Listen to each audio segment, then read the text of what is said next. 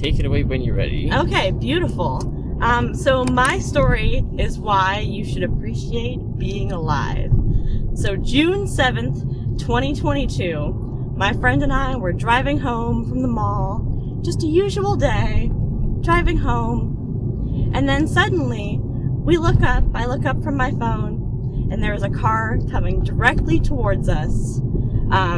The other driver passed out behind the wheel and hits us head on. I ended up breaking my clavicle, fractured collarbone, but the most surprising part was what the police said to us when we were getting our statements taken. They said, wow, most people who end up in head-on collisions, I'm not speaking to, they're in the morgue.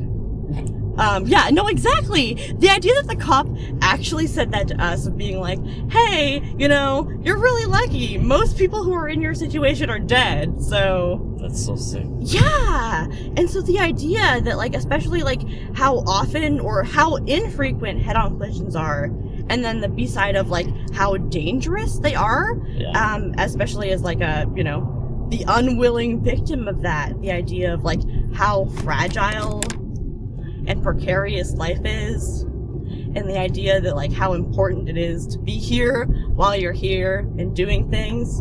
I can tell you, I was someone still terrified of flying. I have been on 6 planes in the 10 months since my accident because of how I realized how short and precious life is, and you only have one life. Wait, I'm so confused. Wait, so you were terrified of flying. You got in a massive car crash and you're like, alright, let's start flying. Yeah, well, I decided hey, you don't know what's gonna happen with you in your life.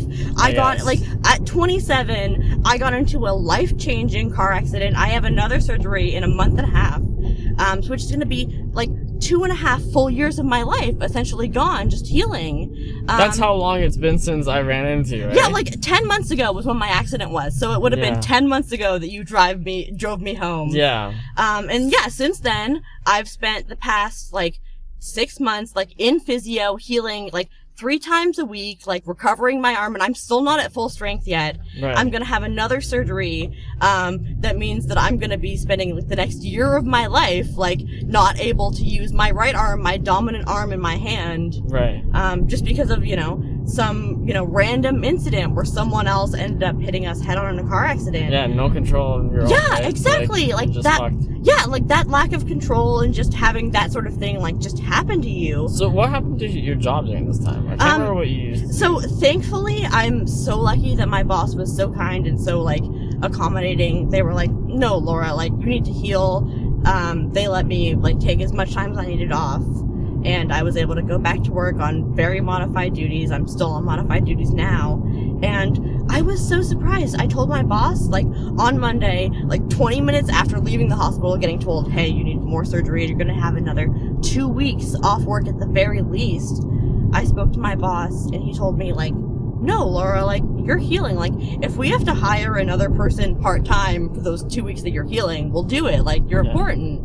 And that to me was just so gratifying of being no, we care about you as a person and we care about you healing. Right. That's what matters. But when you were taking time off work, you weren't getting paid for all of it, right? No, I was not. I might be this time. Actually, one of the most surprising things that my boss did, after my accident was we had a talk and he was because I was telling him about how awful healthcare is. He was Laura, I understand, we'll see what we can do, and actually gave me a full-time contract with healthcare benefits, knowing that I was a disabled person, not able to do my full work. Right. He still was no, I think you're a valuable person to me. I want to take care of you, here, and gave me a full-time contract, full-time hours, with healthcare benefits so that I wouldn't be struggling and worried about how to take care of myself. Nice. Which was just, so valuable. But then there's all the people who run into your situation and then don't have that. Oh yeah, no, right? absolutely. Like, you It's work at McDonald's or something, you're just fucked. Yeah, like no, I am so grateful to be where I am, and like the idea that Or they're in the morgue. Sorry. Yeah, exactly. No, that is exactly what I think of. And especially having to have surgery again, I'm like, please, I just want everything to go well. Pray for me if you believe in that kind of stuff, because that's so scary. It's terrifying. And then, like, after that accident, I realized, like, we only have one life, and, like, it can, you don't know what's going to happen. Like, and, like, if that car had been going a little bit faster, or had my friend not stopped when she did, like, I might not be here having this conversation. Yeah.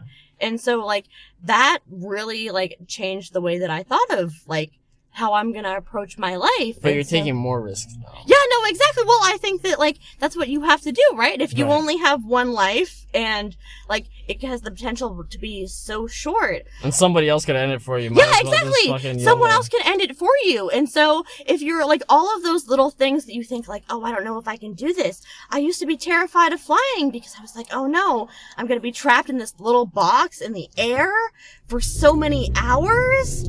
But then I thought, like, no, like, if I want to go somewhere and experience something I've never seen, that's going to be your only option. So, like, it's either going to be scared and, like, sit at home for those 2 weeks, or, like, take that, vacation that you're not going to get paid for. And I've been to Vermont. I saw the mountains in Burlington, Vermont, went to a concert of one of my favorite bands, stayed there for just 24 hours, took 2 planes to get there, stayed for less than 24 hours, took 2 planes to get back. And that was just this past November. And that was because I was like, and I went all by myself, like, as a young woman. And that was something that's, like, pretty dangerous. And, always do the things that you think that you would be scared to do, because, you only have one chance, and it might not be here. Sweet. Thank you. You did tell me something about a nail sticking out, though. What was that about? So, you might be able to see it. So there was a nail in my clavicle right here. You might be able to see it, actually. Right there. You can, like, touch it if you wanted to. You can feel the nail coming out of my shoulder. Okay. Like, you can feel that, like, right there. Like, that is a nail that is not part of my body that is coming out. So they nailed that into you? Yeah, like, so they put, like, 6 nails into my shoulder and a metal plate to, like, keep the bone where it was. But the bone is healing so well that it's pushing the nail out of the bone. So they have to take out... But the nail was meant to stay there. Yeah, like, the nail is supposed to be permanent. It was like, they were like, oh, I don't know, it could be because of your healing. Like, you're healing so well that the bone is getting pushed out. But now they have to take it out. Yep, they're gonna take... I can't, like, when I'm feeling it just feels like the bone. So I can't tell. Like, they're pulling out 5 nails and the metal plate in my shoulder, and then they're gonna put it all back in so it heals correctly. Yeah, I know. And then you're gonna have it there again. Yep, exactly. So the same thing, but then it'll just be like correct. drilling in there and... Yep. Oh my God. So how does that feel, like, in surgery? Do you feel like you don't... So actually, I still have long-term consequences. Like, they gave you an injection pre-surgery 10 months ago, and I still don't have full feeling back on the skin of my shoulder. Okay. And so, like me touching my shoulder right here, I can feel, like, underneath the skin, but the, like, very level of the skin. Like, I had a mosquito bite during the summertime that my mom, like, saw a mosquito biting my skin on my shoulder, smacked my shoulder, and I couldn't feel it. Like, I could not feel the mosquito, and I could not feel her smack my shoulder. But you didn't feel any of the drilling and whatnot, Nope, right? no, thankfully okay. no. But, like, what about afterwards? Like, well, I like got some very good pain medication, and I was allowed to smoke a lot of pot, so. Okay. I will say, if you ever have surgery, don't smoke pot beforehand, because they have to give you more drugs before they put you under, but smoking pot after the fact, it is the best painkiller. Like, in terms of, like, pain and appetite, it was honestly, my saving grace. Unfortunately, my tolerance is already way too high, so that might be a problem. Smoke a little bit more. Well, they told, like, even with, like, I smoked, like, a gram a day, and they had no problem with that, like, pre-surgery, like, putting me under, so.